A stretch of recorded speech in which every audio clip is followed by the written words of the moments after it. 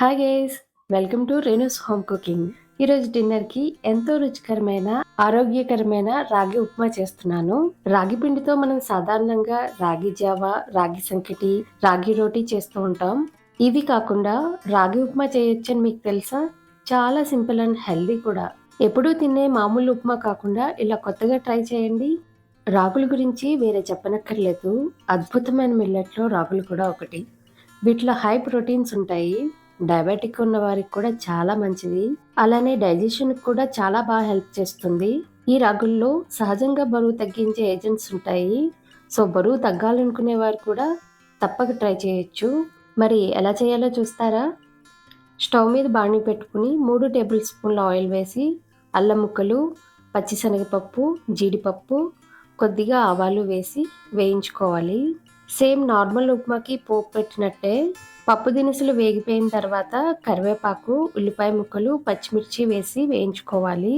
ఈ ఉప్మాలో ఎక్కువ వెజిటబుల్స్ వేసుకుంటే చాలా బాగుంటుంది. ఇక్కడ నేను క్యాబేజీ, గ్రీన్ పీస్ వేస్తున్నాను. ఇంకా ఇందులో క్యారెట్స్, టమాటోస్ కూడా వేసుకోవచ్చు.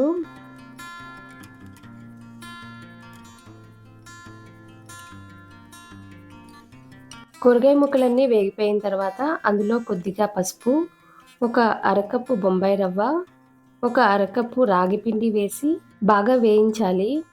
రాగి పిండి ఇలా వేయించడం వల్ల మంచి టేస్ట్ వస్తుంది. పచ్చివాసన పోయే వరకు వేయించాలి.